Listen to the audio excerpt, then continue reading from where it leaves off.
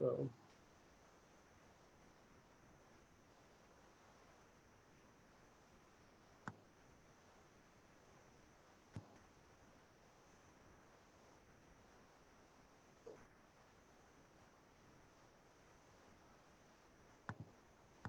I'm going to assume it's happening because it says it's happening. So hi, welcome everybody to Filmmaker Chat Day number 2 at the Woods Hole Film Festival, 9 o'clock a.m. edition, which for most of us is 9 o'clock a.m. except for Hortense. Unfortunately, I had to get up very, very early today. Filmmaker Chats are going to be held for the next 2 weeks here on our Facebook page. So we have an opportunity to hear from all the amazing filmmakers who have short films in the film festival this year. And also next week, Hortense will be hosting, just an aside, some just chats with our screenwriting competition finalists too, which is going to be super fun. So we'll just get started real quick. We'll have everybody introduce themselves. I'll start with Jack Gordon. Hi, I'm Jack Gordon. I'm the director of Celestial, a short film about a group of high school students that sailed across from Massachusetts to Bermuda using only celestial navigation and their process of learning that. Very cool. All right. And Hortense and Monica, you can fight it out who gets to go first.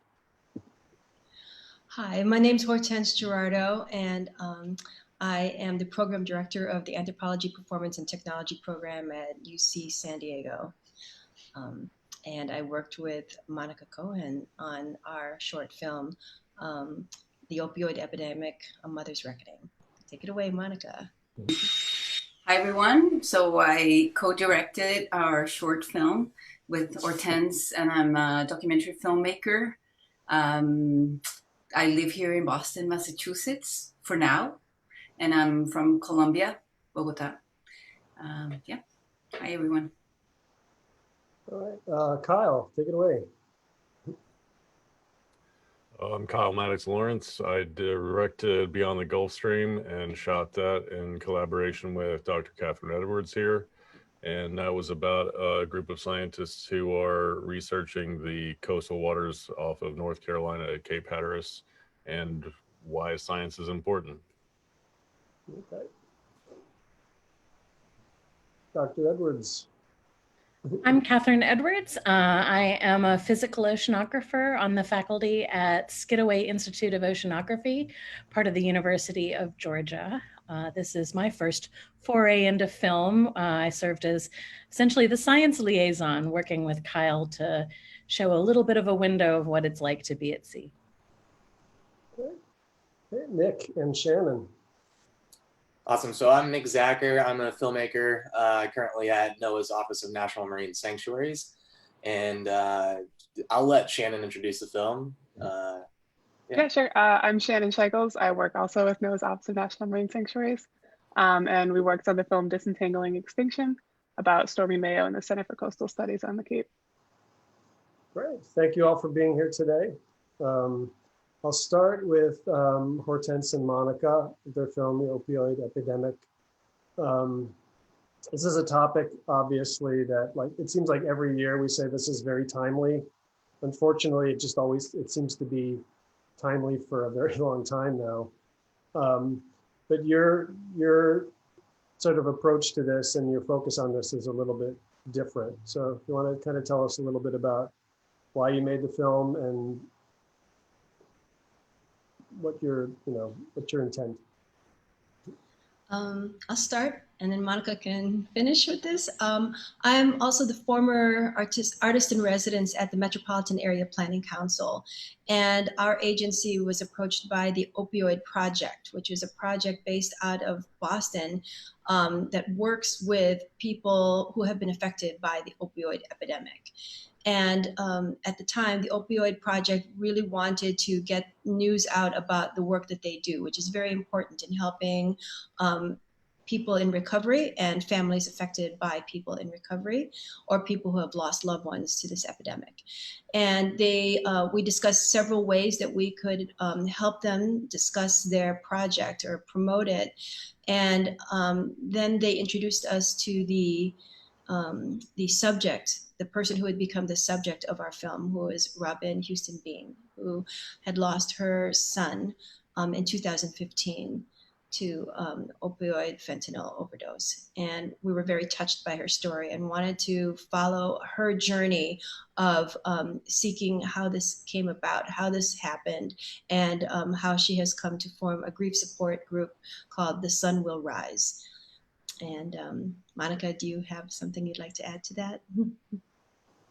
Yeah, well, it was interesting, the collaboration with Hortense, because filmmaking and storytelling is not necessarily used as a tool to promote, and unfortunately, because it's really easy in a very short period of time, a 5-minute film, a 7-minute film, to convey a very complex topic.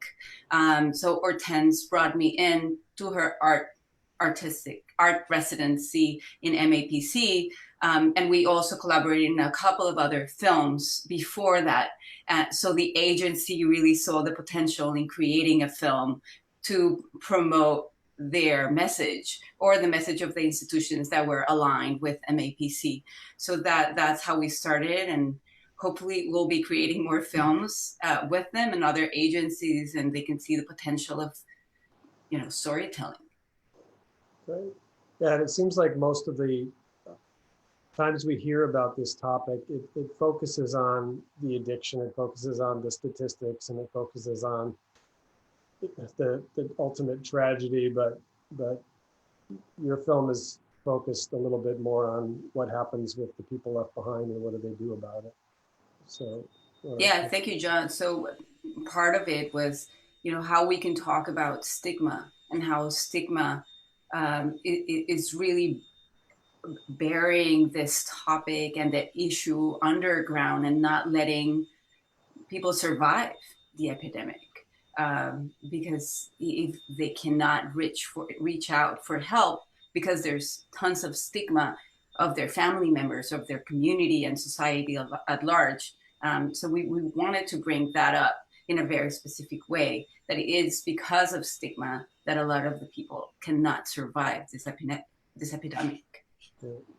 And our subject was a wonderful example of someone who went through that entire journey of the discovery, first of all, of her loved one's addiction, and then the ways that they had helped to battle this illness, and all the different support systems that are available for people who are struggling with this. We really wanted people to understand that there are people out there whose job is to help people in these situations, and really, as Monica said, to destigmatize the process of getting people into recovery, seeking help, finding support from one another. Right. Well, thank you so much for sharing your film with the festival. Jack is back, so maybe we'll give him a chance to say something before we lose his Wi-Fi connection again. So Jack's film Celestial, a short documentary about students using celestial navigation in basically a race from Cape Cod to Bermuda.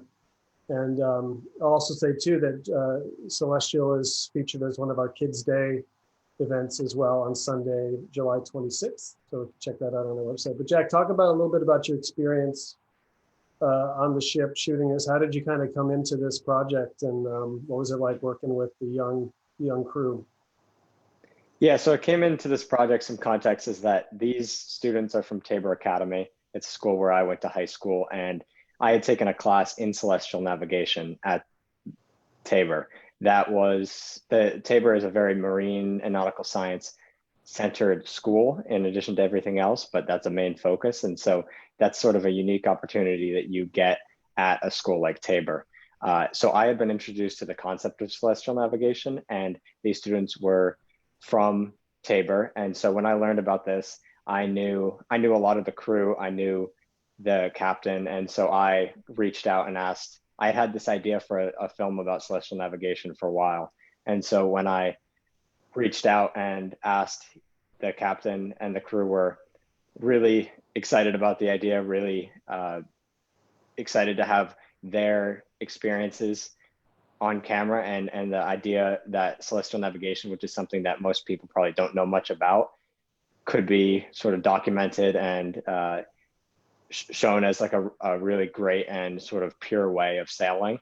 That really excited me, and I think that was really cool to show in the form of a documentary. In terms of filming it, it was pretty interesting because almost the entire thing, really the entire film, was shot on the boat. So this was out at sea, about 5 days. And so that was just, and on a boat, when you're sailing and you're racing, it's 24 hours. So it was really up at all hours of the day, sleeping when you can, a lot of dealing with seasickness, especially earlier on. And it was just a really unique experience to film on a boat in the open seas and everything that comes along with that. Yeah, absolutely. And yeah, speaking of seasickness, Kyle, a little bit of a theme in your film. Would you tell us about how you came into your story and your experience in a similar way, going out, to sea with a crew and trying to tell a story about science?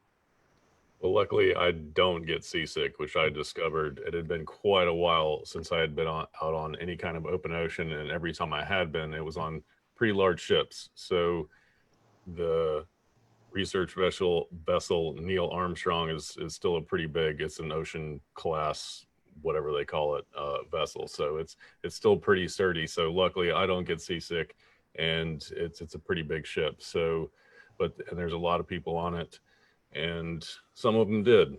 And that's a pretty unpleasant thing to be seasick for 2 weeks at a time, because once you leave that dock, there's no going back. So that was a bit of nerve-wracking trying to think through how all this was going to work if I was going to be seasick for 2 weeks, but luckily I didn't have to deal with that. So I got involved through Skidaway and Dr. Edwards here, through a friend of ours who just kind of ropes us into various projects over the years, and luckily this was one of the good ones. So I was invited to go and decided to do that, and I really had no idea what I was getting into, and we didn't really know what the story was going to be. So I kind of filmed everything for 2 weeks. So I had just mountains of footage, and I had 20 hours of interviews with everybody, because I really delved into their lives and why they're oceanographers and the science and this and that, and just kind of really just decided to focus on what it was like to be at sea for 2 weeks, some of the science they were doing, some of their motivations, and why what they're doing is important. Because I think now more than ever, science is under attack, and I don't know. It seems like it's stronger now than it was if we had gotten it done earlier and released it earlier. So I think it's in some ways it's a good thing it took me so long to finish it. Mm-hmm. So, Dr. Edwards, do you have anything to add? Sure. I thought this was my first foray into filmmaking, and as Kyle said, we kind of didn't have any plans for specific stories to look into or to investigate or to capture during the cruise. I felt pretty lucky that we tricked him into going to sea in January on the Gulf Stream, but certainly he'd be able to capture the amazing visuals you get, at that time of year, sea smoke coming off the water. And, I figured if we could capture some of those images, that would be a win. But I think what Kyle really did was show a window onto the scientific process from the point of view of someone who's not a trained scientist. And I really appreciated that perspective, and then the dialogue we had in putting it together. Yeah, this is a good place, and we'll come back to this too. Is like the Woods Hole Film Festival has started a film and science initiative, and it has recognized for a while that there's a lot of important work out there that needs to be understood by the public more and more every year. As you said, Kyle, science is under attack. So the question, and you posed the question in your film too, is like, how do you get people to care, right? And that's the big challenge, especially with science films, because people should care. They're very important. It has an impact on pretty much everybody on the planet. So, this is a topic we'll be coming back to. I'll go over to Nick and Shannon and their film, also out on the water in Cape Cod. Talk a little bit about the work that's happening in the film. And I just love, first of all, I got to say, I love Charles Stormy Mayo. It's just like a great name. I'm sorry. For a character in a film, fiction or nonfiction. And there's some photos in the film that just complete like throwback to Richard Dreyfuss in Jaws, the kind of glasses and the. Tell us a little bit about the story you captured, and it's, I guess, ties to Cape Cod and the rest of Yeah, definitely. Yeah, I mean, I'll start, at Noah's Sanctuaries, we really want to highlight the places. There's 16 of these special places around the US. But more importantly, we want to highlight the people that are, taking care of these places and the animals within them. One of the species that's struggling most on Earth is the North Atlantic right whale. And, Stormy is really a champion of trying to, if you watch the film, the trajectory is bad. I mean, they're basically, heading for extinction. But it's the work that Stormy's doing that, is giving the species hope. And those stories are really important, especially, in this time. And, the other really cool, the reason that we really wanted to tell Stormy's story was because of the fact that in the past, his family were whalers. They were, on the other side of the spectrum. And, they changed, their thoughts on this. And his dad was a whaler and then became a captain of the disentanglement team and used the techniques of the whaling in disentanglement. So it's a really cool story of, I don't really want to say redemption, but it is redemption in some way. But, and Stormy's a champion. And I'll let Shannon talk about, she really put the story together. I did a lot of the filming and with Matt McIntosh and Kate Thompson on our team. And then Shannon really put the story together and did an awesome job. So. Yeah, so like Nick said, Stormy kind of led the way or paved the way with Dave Matilla in creating some of these disentanglement techniques on Cape Cod off of Provincetown, which is where Stellwagen Bank National Marine Sanctuary is. And in 1992, he was also kind of a lead in getting or promoting that bank and becoming a sanctuary. And so that was another kind of tie that we had to this story. Stormy is the director for the North Atlantic Right Whale Center for Disentanglement as well at the Center for Coastal Studies. And so he kind of is the go-to point for disentanglement for the North Atlantic Right Whale and telling his story, like writing it and editing it and going through all of his interviews. He's just got so much knowledge and so much respect for these creatures, even down to, the barnacles that they eat, just respecting all aspects of the food web and the food chain and making sure that we can give kind of these wonderful creatures their best shot at survival. And one thing we really didn't touch on is the fact that, he developed these techniques. There's all these different disentanglement teams around the world. And, we have other teams in Hawaii, on the West Coast. And it was his techniques that were being basically passed around to all these other teams all around the world. So he's a super cool person. Yeah, for sure. Yeah.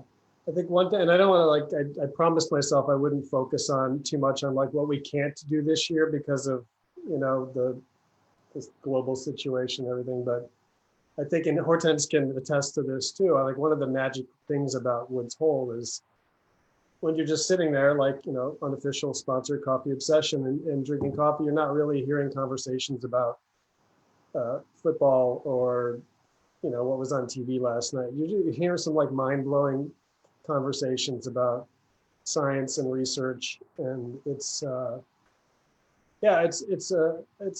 atmosphere I don't think I've ever experienced anywhere else, and just the amazing people in our community that are doing just, again, mind-blowing work that just like your head explodes just listening to them talk. And it's I don't know, I just have to say that. But kind of looking at some of the other questions, but basically, boy, I just lost my train of thought completely, which is I guess like me quite a bit.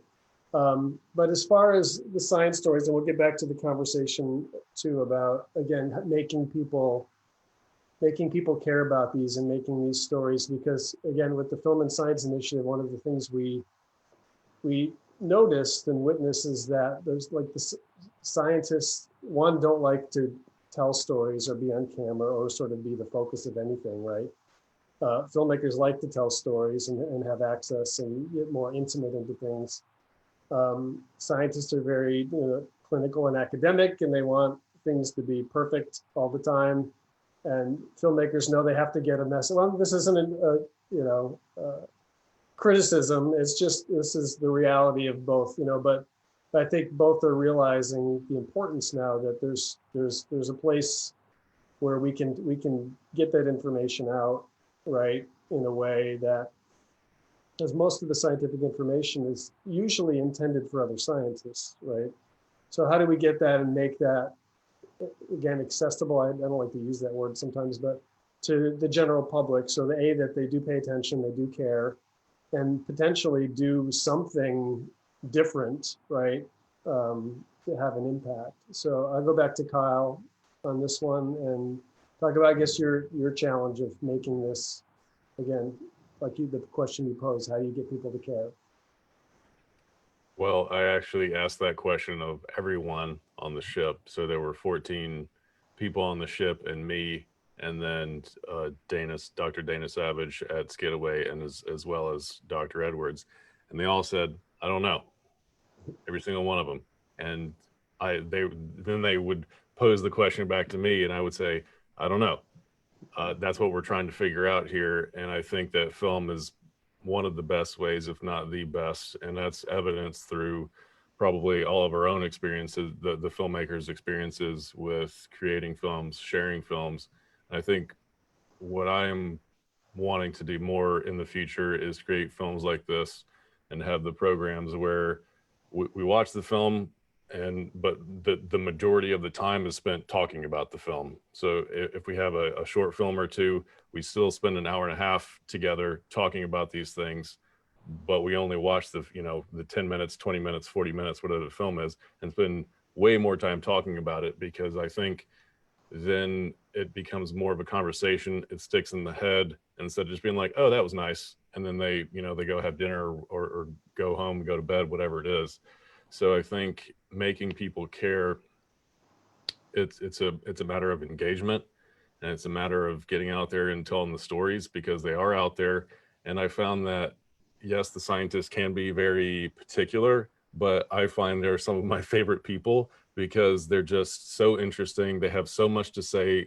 They have great motivations. What they're doing is out of love and curiosity, and they've all been incredibly generous with themselves and what they do. And I just think it's amazing. And I think we need to tell more stories and really get them out there. And then the number one thing is have these kinds of conversations with the general public, because if we don't, then we're really just talking to ourselves, and that's not going to do anybody any good. And the science is under attack, and so getting this out there, having these conversations, we can hopefully push against that tide. Right.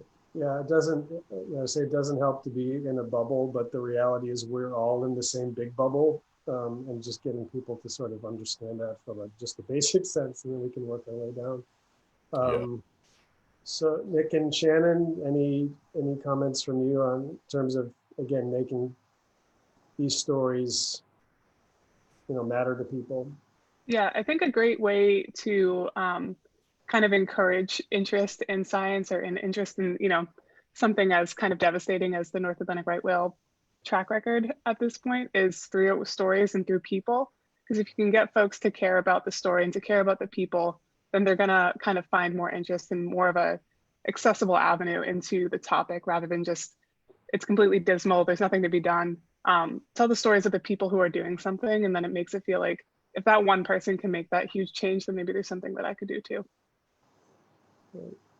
And so I'll kind of tie this back to you, Jack, a little bit in terms of, now we're starting with the younger generation and getting them interested in just science in general, obviously, but that also ends up connecting them to a lot bigger picture scientifically, I think, too.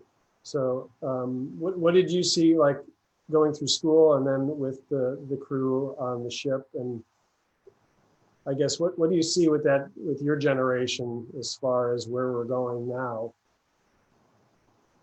Yeah, I mean, I was lucky and still am lucky to be around a lot of people who really do care and are really interested in science, specifically those who are interested in the marine and nautical sciences. So that has been really good for me. But I think with my film and the people involved in it, the whole thing, it's obviously focused on celestial navigation. It's focused on sailing, but the bigger picture is taking something that you don't really know much about, taking something that a lot of people don't really know much about, and just diving right into it, being willing to try it out in the biggest and most consequential of scenarios, going out and going 650 miles across the ocean and relying on your ability to know how to navigate using the stars to get you there. And I know everyone that I talked to in the crew was just, especially those who I highlight in the film, which are the main navigators, they were so fascinated by the fact and so excited by the fact that they were able to actually get right to Bermuda in really good time. And that's not just about sailing, that's not just about celestial navigation, that's about the bigger idea of diving into something you don't know much about and really, and when it works or when you really start to understand it, I think that's really exciting. So I do think that was sort of my bigger idea in this film. And I do think there are a lot of really excited and interested people in my generation who want to learn and want to branch out and try things that might seem scary, daunting, but I really saw where that excitement to just dive into something completely new and pretty consequential, you can see that in the film, and I think that was important to it. And I think that, when you kind of put this all together, you come up with a very contradictory sounding statement that says it's kind of important to have faith in science, right? And take this thing that's generally not associated with science and like apply it, that we do understand quite a bit. Obviously, there's a lot more to understand, but what we do know, it works. The systems that we have figured out work. The process, like all of this works, and just I guess the big challenge sometimes is getting people to understand that we actually have figured some things out. Even there seems to be a lot of information out there saying that we don't most of the time, and we're seeing a lot of that now with this pandemic. People arguing about the information that we are pretty sure about, but it's one of those questions that I guess is going to kind of maybe haunt us for a while, is how do we really get people to at least accept what we do have figured out too. And I'm going to just sort of change gears completely, but Jack, you should know Hortense, because Hortense is a badass sailor, and you want to explain your background on the topic a little bit? In sailing? Yeah. Well, I learned, like a lot of people who went to school in Boston, on the Charles River, which is sort of a baptism under fire for any sailor, with the wind whipping between buildings and having to adjust, to sudden shifts in wind. So you learn how to sail pretty quickly on the Charles. And that was supplemented then by learning how to windsurf in Lake Taal, which is in the Philippines, in the crater of a supposedly defunct volcano. At least that's what I was told at the time when I was sailing in the crater of this volcano, which subsequently, many years later, it turned out was one of the hot spots for an eruption, which did happen, in fact. But it also taught me how to, to sail there. And then now in Woods Hole in the summers, I do like sailing, in Great Harbor, just outside of Woods Hole. Recently accepted into the yacht club, Woods Hole Yacht Club. It's a long wait time. That's a big deal. But I'm being modest about one piece of this, but I won't push you to talk about it if you don't want to. I don't know what you're talking about. I think that was my whole sail history. Oh, right? I think you used to race, right? Or Oh used to- yeah. We used to race in out of Manila Harbor, and so there are a lot of fun stories about racing on this wonderful 36 sloop that I was on called the Brass Buzzard. Mhm. And how we had ordered sail covers, out of Thailand, but they didn't realize, that Brass Buzzard should be the same on the other side, and they did it as backwards, Drazub Sarb. And so we were often called the Drazub Sarb instead of the Brass Buzzard. But anyway, one of many stories of sailing in Manila Harbor. Can't beat the sunset there, although Woods Hole comes very close. It does, yes. You're a box of chocolate, Hortense. Wow, I keep discovering things about you. Hortense is, she is a spectacularly talented and Very interesting kind. person. In defense of scientists, I will say there are an inordinately high number of artists, particularly in the Woods Hole area, who are also artists and musicians. And there is a very famous conjoining of scientific curiosity with artistic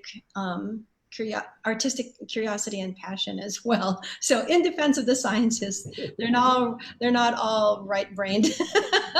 No, There's exactly. a lot of left-brain thinking there. That's the one. And if anybody ever is in Woods Hole for 4th of July on a normal year, you'll see, I think, all sides of the Woods Hole population and personalities. And I've been trying to get this to catch on for years, and it's just never going to do it. But I'll try. I like to say, like, Woods Hole, we've got arts and smarts.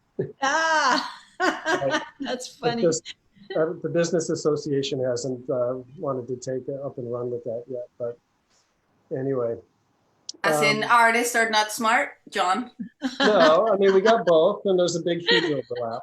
It's like, okay. But Hortense is a perfect example of that. Thank you, John. If you don't mind, I wanted to get back to the notion, though, of the short format, because I think for a lot of people, the assumption is, oh, that's so easy to do. It's just a short film. It's not as hard as a feature length. But the reality is, it's not as though we don't have enough footage to create these shorts. But for various reasons, people, like in our case, we had to make a short film. And a lot of the craft in these documentary short forms is that, whereas in a feature length film, you would be storyboarding, you could craft the whole story ahead of time and then go shoot. Whereas with a documentary, you're literally going out there and trusting that whatever you capture is going to provide you with something, which then you shape into a story in the editing suite. So the real storyboarding, as it were, happens after the fact when you've gathered all this footage. And the real charm and the real skill of the short form is in crafting a story that will be compelling, that the audience will be able to be gripped by in a very short amount of time. And it requires an incisive eye and ear, all the skills of storytelling, plus the amazing talents of, an editor and, the camera work of, for instance, my partner in this project, Monica Cohen. And Monica can talk a little bit more about that incredible process of working in the editing suite. Go ahead, Monica. Should I? Yeah, sure. Just threw you the ball, so it's all yours. Editing. It's an art skill that requires not only the art of cutting and creating a story, it's also a therapeutics, arena. You have to deal with a lot of emotions from other directors and other producers and other stakeholders in the film, and then, promote your vision, especially if you're the director and the editor, which I'm mostly, fulfilling those roles. I'm mostly the producer, the director, and the editor of my films, because I do have a small production company and I do produce other videos for other people and for myself. I also film when I can, I'm a whole crew in one, which is really hard. I find it complicated when people ask, the budget and filming has shifted this industry tremendously. They ask of one person with a very small budget to create a whole film. And I still think that filmmaking is a collaborative process. It needs many heads and many eyes and many hands to actually do a high quality production and a good compelling story. You need to go through all those stages and all those people. But yeah, I don't know what's relevant to this conversation. Just the filmmaking process, again, it's a good point, Hortense. It's a lot more of a challenge to make a short film than most people realize, obviously, Yeah. especially when you have a complex story to tell. You have hours and hours and hours of footage. And you have to, like Hortense said also, too, sometimes what you went out to do doesn't necessarily reflect back in what you ended up getting, especially when you're making a documentary. So did all of you did you shoot, edit, direct yourselves mostly? And tell us a little bit about, I guess, the process of condensing down an important story into 5 or 10 minutes. I'll start with you, Kyle, I guess. So it's my wife and I who own our production company, and then we bring in people as needed from there. So when budgets allow, and in this case, it was just me and her and a friend of ours who helped us with transcriptions for the 20 hours of interview. So literally just 20 hours of interviews with the people on the boat and with Dr. Savage and Dr. Edwards, who were not able to go on this trip. So that's literally just 20 hours of interviews just for that, for what ended up being a 10-minute film. So, I mean, just think about that. That's ridiculous. So, I mean, my notebook of interviews is this thick. And so literally just reading that once takes 20 hours. And then reading it twice and 3 times, become really familiar with it. And then being able to tear it down and know everything. I eventually just had to say, okay, none of this other stuff matters. Like, we can't even touch on this. It's too complicated, because it'd have to be, I got enough stuff to make 2 feature films. So I just had to ignore a whole slew of things I actually really wanted to delve into and get into. I just had to ignore it. So once I did that, that really helped narrow down the story, the people, and really helped move forward from there. And it took it took me a year almost just to get to that point. And my wife editing is really great, because then she's able to take a look at all this stuff that I give her, that I've culled down a little bit, and say, okay, this is how we can start shaping this. This makes sense. This kind of doesn't. If we really want to use this here, we got to elaborate on this, or bring some other sources in that can make sense of this for the audience. So it's really nice. It's a collaborative process. But I was by myself on the ship, so I know, Jack, how, and Nick as well. I know you know what that's like, with being out on the ocean by yourself, having no resources. If something goes wrong, you're kind of screwed. So I had like 4 different cameras and tons of batteries, and just trying to stay awake long enough to film everything. And it's quite a challenge, but it was also a lot of fun. I'm curious to ask about. Oh, go ahead. Oh, can I? Yeah, I was just gonna jump in and just bounce on what he was saying about being a crew by yourself. I mean, through this whole process, from the filming, but also everything else, I think a lot of you was, for me, it was really a one-man show for most of it, from fundraising to proposing the project to producing, directing, editing. That all happened there. And one thing I'll say first is that once I did have an outside crew at Berkeley Sound Artists in Berkeley, California. They were wonderful and helped me with the sound design and sound mixing and all of that. And it was so great to have that collaborative process that I didn't have through much of the film. But yeah, like when you're on the boat and it's just me, I was really fortunate to have there were about 23 crew on this 92-foot boat, and they were very generous and helpful when I needed basically a PA to help out. Just there's some pictures that I've put on the film's website of, you know, one of the crew members just holding the boom, or, you know, just making use of what we have on the boat. But yeah, you don't know what you're going to get, and you don't know how it's going to go. I was preparing for all scenarios. I was preparing for huge winds, bringing, you know, getting big waterproof cases for the camera in case we're in a big, huge rainstorm. You know, you don't, when you're on a boat or really in any documentary film, you don't know what you're going to get. So I think that's exciting about it. And I think we're talking about short films and the power of it. And for me, in the films I've done, every one that I've done so far has gotten shorter and shorter.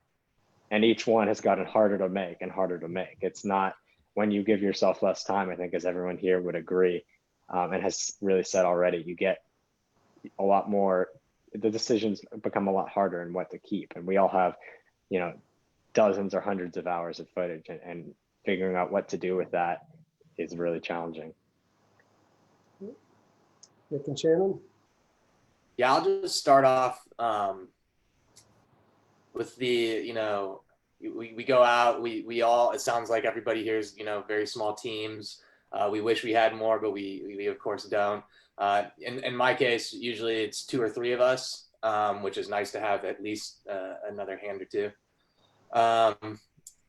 But when, you know, we do film a lot, and in our case, we're filming for various projects on each production trip. So if we go to, say, the Cape to film at Stellwagen, we're filming for various projects. And, you know, one of those stories that we try to do is our series with Stories from the Blue, which are 3 to 5 minute documentaries. Sometimes this gets into, you know, length of time for documentaries. It's usually, and we're lucky that in post we try to figure out, you know, what this story entails. What does it ask for? You know, we've made documentaries with the Chumash to Mall Crossing film, ended up being 14 minutes long. So, you know, each story has its own, you know, you try to decide that later on. And obviously that's decisions that you make in post. And I'm lucky that I have someone like Shannon, who, it sounds like everybody here kind of has that person who is just amazing at editing and the story, and taking the stuff that I filmed and really, you know, putting new eyes on it and cutting it down into an awesome story. So, and then I'll, you know, let Shannon speak from there. Yeah, I mean, Nick's exactly right. This is part of our Stories from the Blue. So we kind of have that general structure of, we know it's about a person and their relation to the sanctuary, and that it's got to be kind of shorter because we are pushing these out on social media. So we want to have it long enough to tell the story, but short enough to keep attention, which is really a sweet spot to try to find. Like some we think we can push a little longer, some are a little shorter. But you know, it is tricky to tell someone's story in 2 minutes or 3 minutes and give it the kind of respect and time it deserves. So we always try to keep that kind of balancing act there. And then like with Stormy's story, it's around 6 minutes. So because of, you know, we wanted to get into North Atlantic right whales and the Center for Coastal Studies and Stormy's family history, and then also talk about Stellwagen Bank. It's a lot to squeeze into just 6 minutes. So I think because I wasn't there on the filming, I could be a little bit more ruthless with what I was cutting out, because I didn't have kind of that like, oh, it took us 3 hours to get this shot or something. I was like, oh, nope, it's going. It doesn't have anything to add right now for this specific story. Hopefully we can use it later kind of feeling. Yeah, I do think that that's nice. I mean, it's like to have someone in the process, especially at the editing process. Now, I've also edited, you know, my own stuff, and then it's hard to sometimes cut stuff out, and you get tied to things that you know, someone like Shannon, when that's why it's great.